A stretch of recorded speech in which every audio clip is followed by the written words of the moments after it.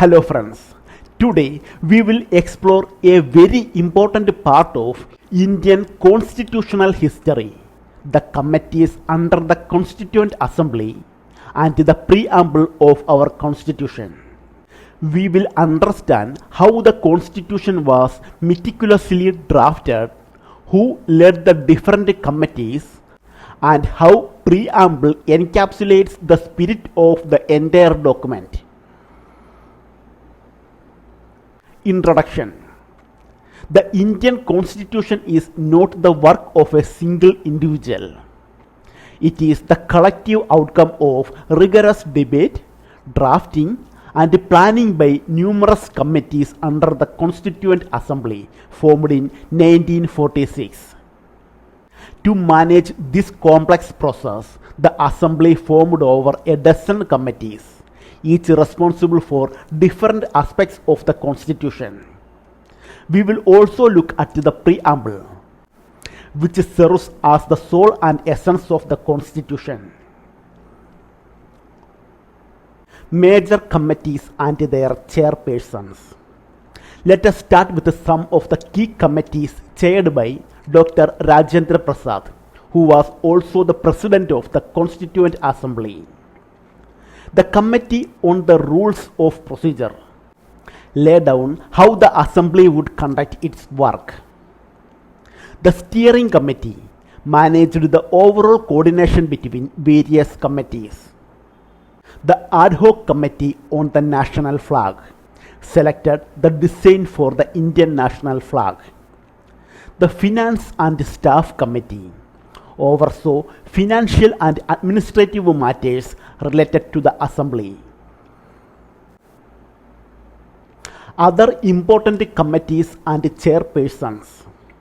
Other major contributors include Aladi Krishnasamy Iyer, who led the Credential Committee responsible for verifying Assembly members' qualifications. B. Pattambi Sitharamaiah, who chaired the House Committee to look after accommodations. K. M. Munshi, who led the Order of Business Committee, which scheduled legislative activities. And G. V. Mavelankar, who chaired the Committee on the Functions of the Assembly. Advisory Committee and its subcommittees. One of the most significant committees was the Advisory Committee on Fundamental Rights, Minorities, and Tribal and Excluded Areas, chaired by Sardar Vallabhbhai Patel. This committee had subcommittees. Fundamental Rights Subcommittee, chaired by J. B. Kripalani, developed the initial draft of our fundamental rights. Minorities Subcommittee, led by H. C. Mukherjee, dealt with minority protection. Gopinath Bardolai led the subcommittee focused on the northeast frontier tribal areas. A. V. Thakur chaired the subcommittee for excluded and partially excluded areas other than Assam. Committees chaired by Jawaharlal Nehru. Jawaharlal Nehru played a critical role in framing the Constitution and chaired three major committees. Union Powers Committee defined the powers of the Union government. Union Constitution Committee helped develop the federal structure. States Committee dealt with the integration of princely states into India. Other key committee. Another essential figure was Dr. B. R. Ambedkar, who chaired the drafting committee. This was perhaps the most important committee as it was responsible for writing the final draft of the Constitution.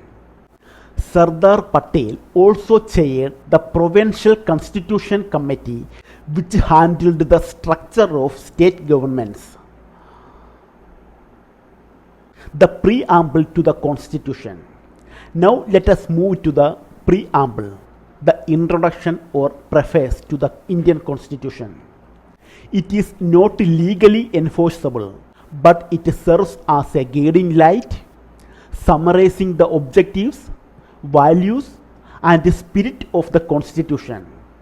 The Preamble declares India as a sovereign, socialist, secular, democratic republic and promises justice, liberty, equality, and fraternity. Source of the Preamble.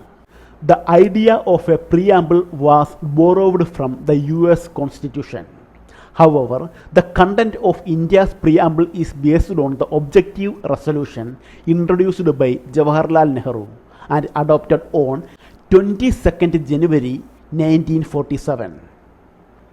This resolution became the foundation for the values enshrined in the Constitution. The Preamble acts like the identity card of the Constitution, as famously described by N.A. Palkiwala. It summarizes in just a few lines the essence of the entire Constitution. It is not legally binding, but it lays the moral and ideological foundation on which the whole constitutional structure stands. Components of the Preamble. The Preamble performs three critical functions. It declares the source of the Constitution, which is the people of India. It states the objectives of the Constitution, such as justice, liberty, equality, and fraternity. It mentions the date of adoption, which is 26th November 1949, even though it came into effect on 26th January 1950. Ideals declared in the Preamble. The Preamble declares that India shall be sovereign, meaning India is free to make its own laws and decisions without external interference. Socialist. This was added in 1976 through the 42th Amendment, reflecting a commitment to social and economic equality. Secular. Also added in 1976. It means India has no official religion and treats all religions equally. Democratic. Power lies with the people, exercised through elected representatives. Republic. The head of state is elected, not a monarchy. This concept was borrowed from France. Amendment to the Preamble. The Preamble has been amended only once in our constitutional history. This was done by the 42nd Constitutional Amendment Act in 1976. It added the words socialist, secular, and unity and integrity. This amendment was made during the Prime Ministership of Indira Gandhi, based on the recommendations of the Sardar Soran Singh Committee. Judicial interpretation. There has been a significant shift in how the judiciary views the Preamble. In the Berubari case 1960, the Supreme Court held that the Preamble was not a part of the Constitution. However, in the landmark Keshavananda Bharati case 1973, the Supreme Court overruled this and declared that the Preamble is a part of the Constitution. It also stated that the Preamble can be used to interpret ambiguous parts of the Constitution. Nature of the Preamble. Although the Preamble is not legally enforceable, meaning you cannot go to the court to demand justice solely based on it, it still holds immense value. It reflects the intention of the framers of the Constitution and acts as a guiding light for interpreting constitutional provisions. Descriptions of the Preamble. Several prominent figures have described the Preamble in rich symbolic terms. N.A. Palkiwala called it the identity card of the Constitution. K.M. Munshi referred to it as the political horoscope of India.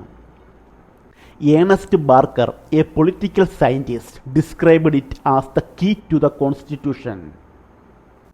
Thakurdas Bhargava called it the heart and soul of the Constitution. And Pandit Nehru described it as the soul and key to the Constitution. These expressions show how deeply the Preamble is valued, not just legally, but also emotionally and philosophically. Okay, thank you.